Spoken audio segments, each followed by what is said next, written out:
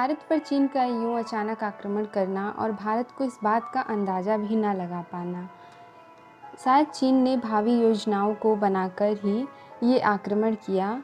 और अटूट शांति का समर्थक, हमेशा से शांति प्रिय जो भारत है, वो सदैव से ही सहअस्तित्व के सिद्धांतों का अनुपालक रहा है। विवाद की पृष्ठभूमि का जो प्रमुख कारण था वो था तिब्बत। जब तिब्बत पर चीनी दमन के प्रति भारत के अनुरोध को उसने अपने लिए धमकी मान लिया और मन ही मन ये ठान लिया कि अब वो भारत पर आक्रमण करेगा।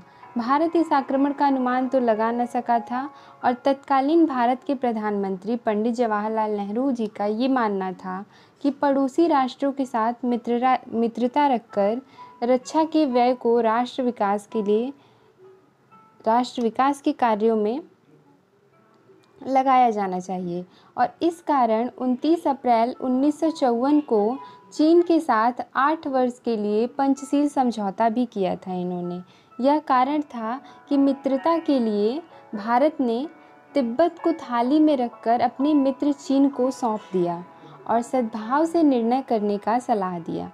दूसरी ओर चालाक चीन ने हिंदी चीनी भाई भाई के नारे लगाए और इस नारे की आड़ में अपनी कूटनीतिक चालें चलनी शुरू कर दी और अक्साई चीन के क्षेत्र में सामरिक स्थिति को अपने पक्ष में करने के लिए तेजी से सड़कों का निर्माण आरंभ कर दिया।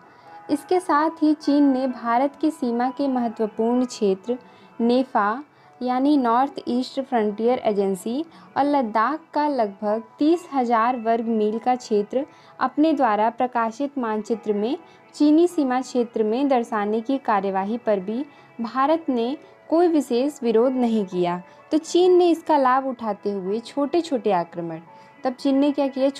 आक्रमण अभियान शुरू कर दिए और भारत ने इस आक्रमण का विरोध तो किया, परंतु उतनी कठोरता से, उतनी ठोस कार्रवाई के साथ नहीं किया विरोध, जितनी ठोस कार्रवाई के साथ इसको करना चाहिए था। समझौते और वार्ताओं पे विश्वास करने वाला जो भारत था, या फिर यूँ कहें कि समझौते और वार्ताओं पे विश्वास करने वाले पंडित जवाहरलाल नेहरू जी ने 19 अप्रैल 1960 को दिल्ली में नेहरू और जो प्रधानमंत्री थे चाइना के चाउ एन लाई, इन दोनों के मध्य एक वार्ता हुई, ऐसी बातचीत हुई, परंतु उसका कोई निर्णय नहीं निकल पाया। अब चीन ने भारत सीमा पर अपना अधिकार जमाने का काम ही नहीं, बल्कि पाक के साथ समझौते करके कश्मीर के क्षेत्र को उसके क्षेत्र में होने के दावे का खुलकर समर्थन किया और इसके साथ ही सामरिक महत्व के क्षेत्र जो कराकोरम है उसके 300 वर्ग मील क्षेत्र पर अपने विरोध के बावजूद अधिकार कर लिया। चीन का इसका पीछे यह इरादा था कि लद्दाख और ब्रह्मपुत्र की घाटी के क्षेत्रों को वो अपने अधिकार में करना चाहता था।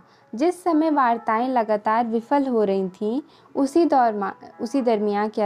दौरान पंचशील समझौते की सीमावधि भी, जो उसका समय काल था 8 वर्ष, वो भी लगभग समाप्त ही होने वाला था। अब जैसे ही 20 जून 1962 को पंचशील समझौता समाप्त हुआ, वैसे ही चीन ने खुलकर कार्रवाई शुरू कर दी और भारत चीन सीमा 45,000 किलोमीटर लंबी है। जो भारत और चीन की सीमा है वो 45,000 किलोमीटर लंबी थी उस समय, और जिसे 3 भागों में मुख्य रूप से बांटा जा सकता है।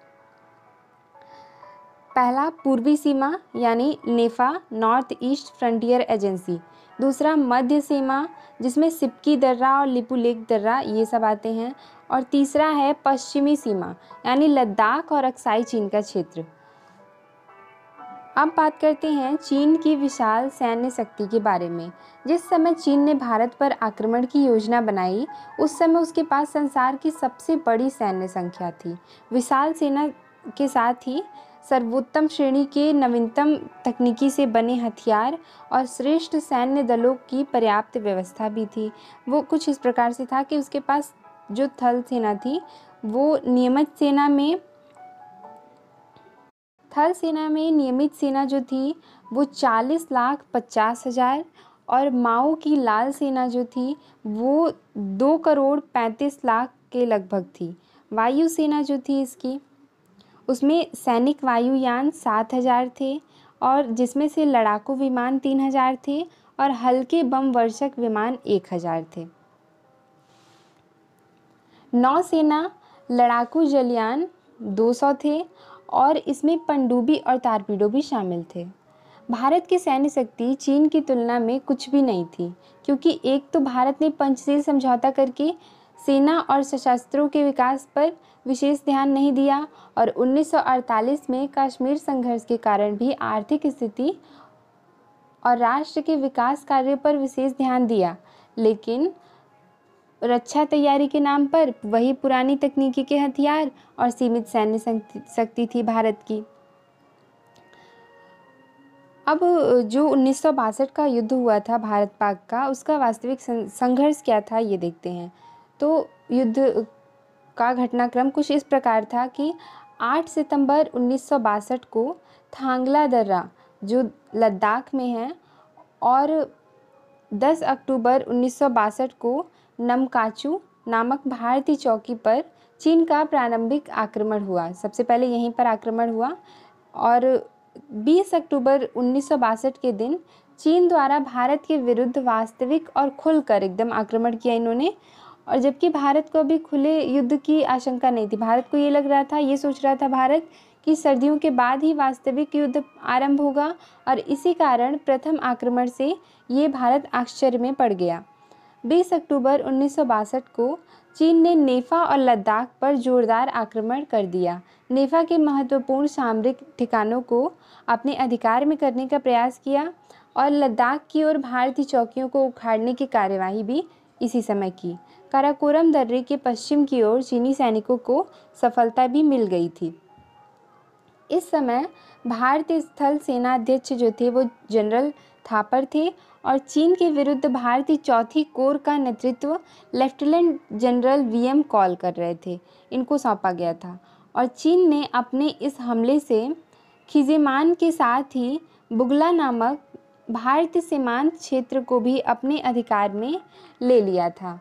इसके बाद 21 अक्टूबर को लुम्पू क्षेत्र पर चीनी सेना के कब्जे के साथ ही भारतीय सेना का संपर्क थांगला क्षेत्र से टूट गया। इसके साथ ही चीन ने अपनी सफलता के साथ अब तवांग जो कि अरुणाचल प्रदेश में है, अरुणाचल प्रदेश के तवांग क्षेत्र को अधिकृत करने का प्रयास शुरू कर दिया। 22 अक्टूबर को अपनी योजना के अनुसार उसने तवांग क्षेत्र पर तीनों ओर से आक्रमण किया और भारतीय चौकी पर भी अपना अधिकार जमा लिया। चीनियों की कार्यवाही जारी रही और 25 अक्टूबर के दिन चीन ने तवांग और वालोंग क्षेत्र पर कब्जा कर लिया। 27 अक्टूबर 1962 को चीन ने भारतीय देमचोक जो कि लद्दाख में है उस चौकी पर अपना अधिकार कर लिया। इस प्रकार 5 नवंबर तक चीनी सेना ने लद्दाख के उन सभी क्षेत्रों पर कब्जा कर लिया था जिसे वह अपने पक्ष में मानता था। 13 नवंबर को भारतीय सेना ने तवांग पर अपना अधिकार बनाए रखा, किंतु अधिक समय तक वह ऐसा नहीं कर सका। उसके बाद 18 नवंबर को चीन ने सेला पहाड़ी पर कब्जा कर लिया। सेला पहाड़ी जो सेला दर्रा है वो भारत के अरुणाचल प्रदेश के राज्य के तवांग जिले और पश्चिम कामेंग जिले के मध्य एक अवस्थित पहाड़ी दर्रा है जिसकी ऊंचाई 4170 मीटर की है और ये तवांग को दिरांग और गुवाहाटी से जोड़ता है। तो 18 नवंबर को चीन ने सेला पहाड़ी पर कब्जा किया और उसके एक दल ने सेला पहाड़ी के आगे से बढ़कर बोमडील और दिरांग जो कि भारतीय चौकियां थीं इन पर हमला कर दिया।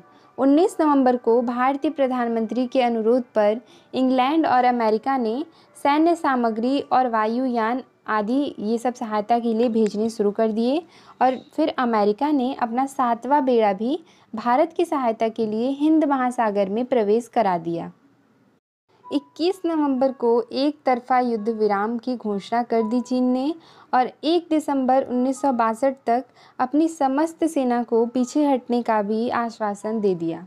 भारत ने अपनी स्थिति का अनुमान लगाकर इस चीनी प्रस्ताव का विरोध भी नहीं किया और युद्ध विराम समझौते के अनुसार मैकमोहन रेखा के इधर-उधर 40-40 किलोमीटर दोनों तरफ 40-40 किलोमीटर क्षेत्र को विसैन्यकृत छोड़ दिया, यानी वहाँ पे कोई सेना नहीं थी।